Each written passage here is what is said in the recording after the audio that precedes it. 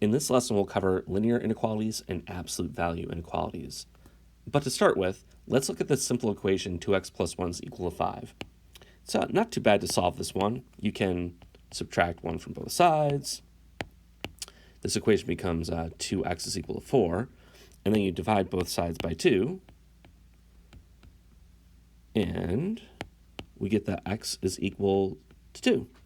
And that is the solution to this equation. But what if we change the equation? So it wasn't 2x plus 1, let's say, equals 5.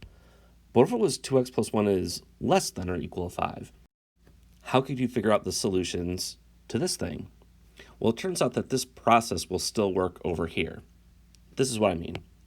You can still subtract 1 from both sides of the inequality. On the left, you'd have 2x, and on the right, you have 4. And you can still say less than. The reason is, if this is less than this, and you subtract 1 from both, you reduce them by the same amount, well, this should still be less than this. Same thing goes for dividing both sides by positive 2. On the left, you'll have x. On the right, you'll have 2. But the less than or equal to still holds. So this is the solution. The solution to this inequality is not just x is equal to 2, but it's everything less than 2 as well.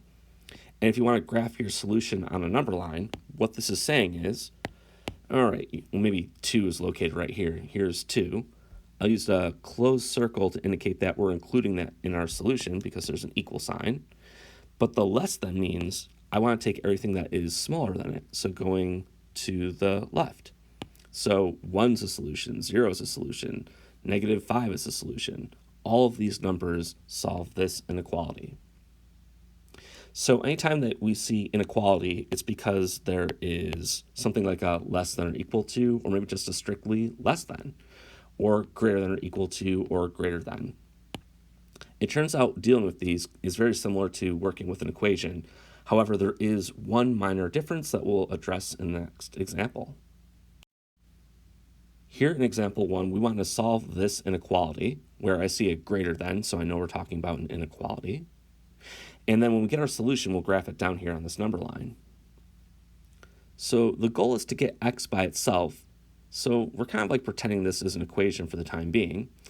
And if you want to isolate x, well, okay, first I'm thinking we got to distribute the 3 and then the 2 into the parentheses, and let's see what we get. Okay, on the left, we get 3 plus 3x is greater than 6 plus 4x plus 1. Certainly the greater than is still true because we're just replacing the left and the right sides with equivalent expressions. I can't combine any like terms on the left, so I'm just going to leave this as 3 plus 3x. But on the right, I can add the 1 and the 6, and that gives me 7. Okay, I think my next step will be I think I'm going to choose to subtract 3 from both sides. On the left, we get 3x. On the right, we get 4 plus 4x. Okay, so since I'm putting the numbers on this side, I'm going to move the x's to the left side of the equation. So I'm going to subtract 4x from both sides. And we get -x is greater than 4. And we're very close to being done. I mean, really, there's a -1 in front of the x. If you want to cancel that, you can divide both sides by -1. So I'm running out of space. I'll just move it over here. So on the left, we've done it. We have x. On the right, 4 divided by -1 is -4. But here is the only thing that is different when dealing with an inequality versus an equation. And that's if you either multiply or divide both sides by a negative number. What happens is the inequality will change directions. It is no longer greater than, and it changes to less than. So this is the big difference between equations and inequalities. If you either divide or multiply both sides by a negative number, wherever the direction of the inequality is, it has to switch. So actually, if you graph the solutions to this, I'll put -4, maybe it's like right here. Here's -4. I'll use an open circle to indicate that, well, there's no equal sign attached to this inequality, so I don't want to include the answer. but I do want to take everything that is less than it. Now, why does this happen? I'll go over a justification as to why this is the case. And let's pick up with we had a negative x and it was greater than 4. This whole idea of switching the direction of the inequality is basically a shortcut. And here's what I mean. Instead of dividing both sides by -1, if you didn't want to deal with this negative x, you could add it to the other side of the inequality. So that is, you could say, all right, maybe I'll just, add x to both sides. And if you do that, you get 0 on the left, and on the right you have 4 plus x.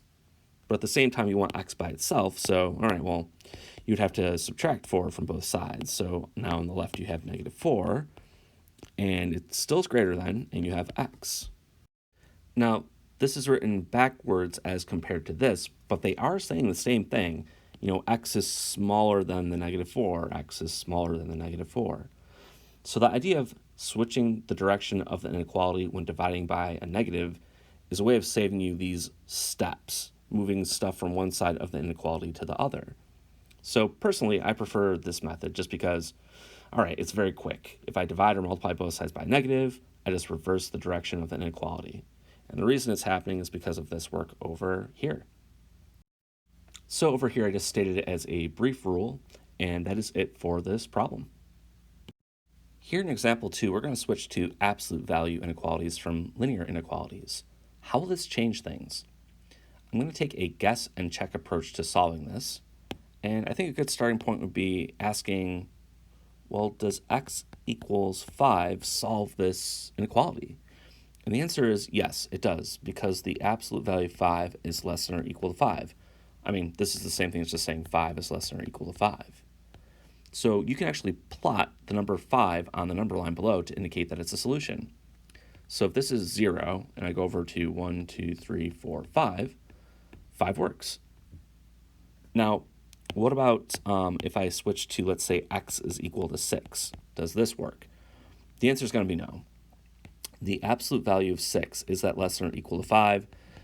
It is not, because 6 is not less than or equal to 5. So no, that does not work. But what this means is, okay, 6 is no good. In fact, anything greater than 5 is not going to work. So perhaps it's just going to be everything that is less than 5. So you can't go past 5 in this direction, but maybe less than 5 is okay. Like, for example, does 2 work? I'm going to check that. Is x equals 2 a solution to this inequality? And let's see, the absolute value of 2, is that less than or equal to 5? And again, yeah, here 2 is less than or equal to 5, so 2 is good. In fact, so is 4, 3, 1, 0, -1. It looks like all of these numbers are solutions going in this direction. With a linear inequality, we just went this way forever. Can we do the same thing for an absolute value inequality? And it turns out, no, there is a point where you have to stop. So for example, what about x is equal to -5, which is, let's see, -1, 2, 3, 4, -5. Is this a solution to the inequality? Is the absolute value of -5 less than or equal to 5? And the answer is yes, because this changes to 5 less than or equal to 5. So like this point's good. But what about x is equal to -6? And the answer is no. The reason is, when you put the -6 into the absolute value, it becomes positive, and that gives you a false statement. So 6 is not less than or equal to 5. So no, -6 does not work. So you can keep going until you get to -5, but then the second you pass over -5, you get false statements within the inequality. So the difference here between a linear and an absolute value inequality is, with linear, when you found a point, you just went one way forever. With an absolute value, with a less than, you have to stop between 2 points based on the number you have here.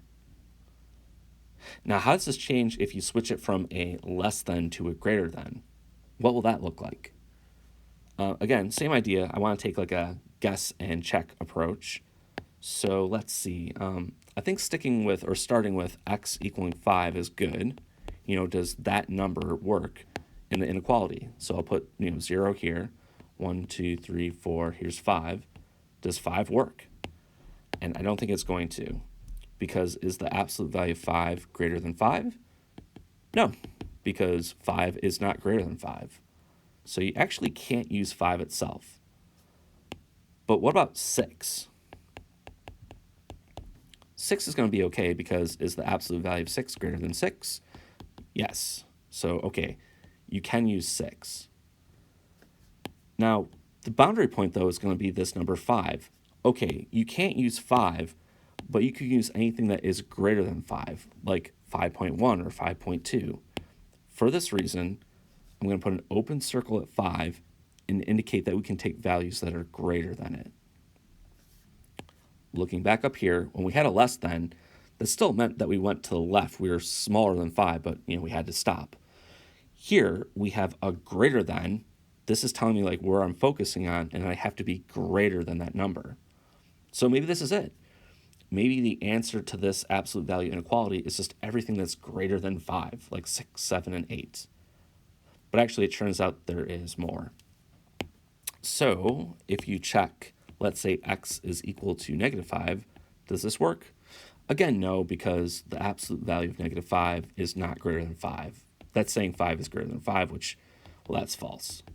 So on the number line, if you go down to -1, 2, 3, 4, -5, again, you can't use -5, but you can use -6. -6 is okay, because is the absolute value of -6 greater than 5?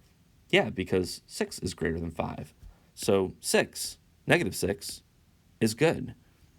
Here, -5 is the boundary point, so you can't use that number, but you can use everything that is less than -5.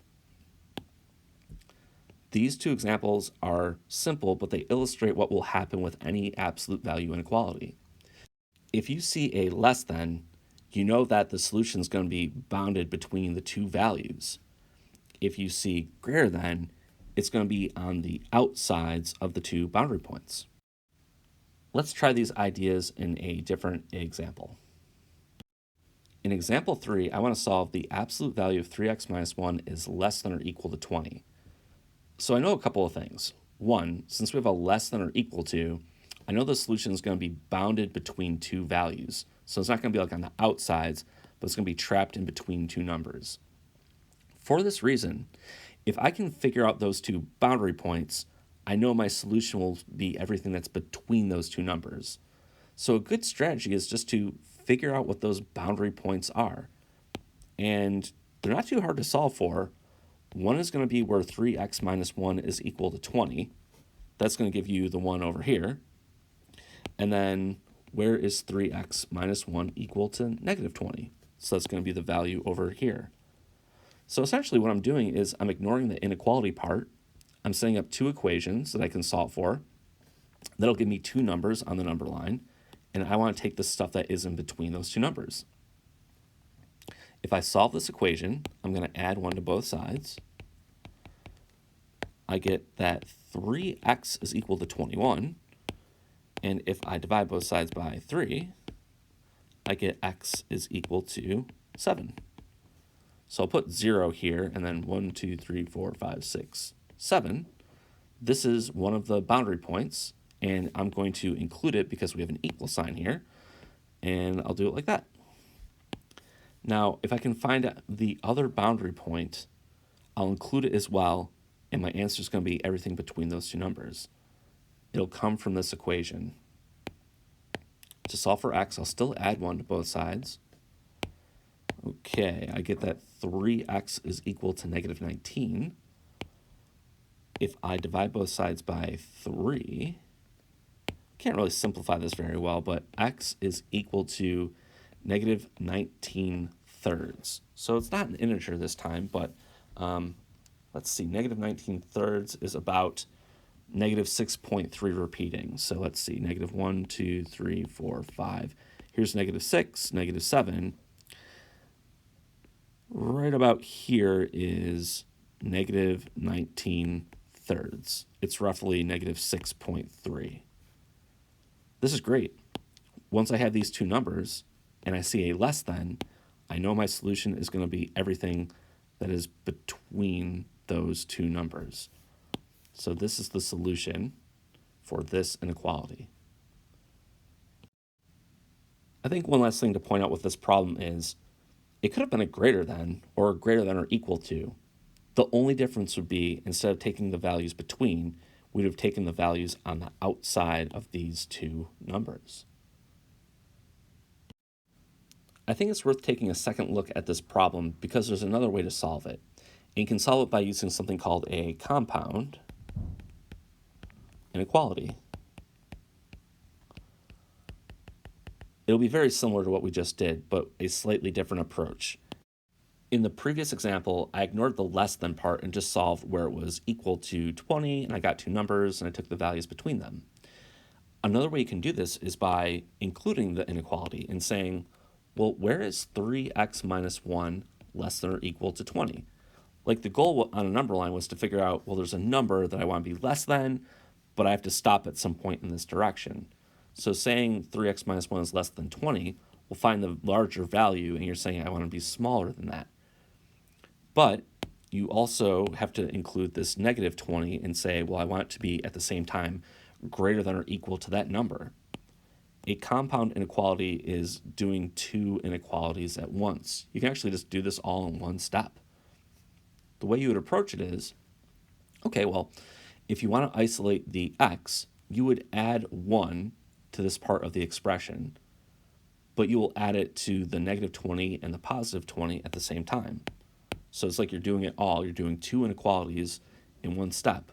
You put a plus 1 here, but you also put a plus 1 here and here on both sides of the inequality. You get negative 19 is less than or equal to 3x is less than or equal to 21. And the last step would be to divide by 3. 3 is a positive number. It's not going to change the directions of the inequality. But what you have to do is divide everything here by 3. And what you end up with on the left is negative 19 thirds is less than or equal to x is less than or equal to 7. This is exactly the same answer that we got in the previous example. It's a different approach. It's using a compound inequality, and it works just as well.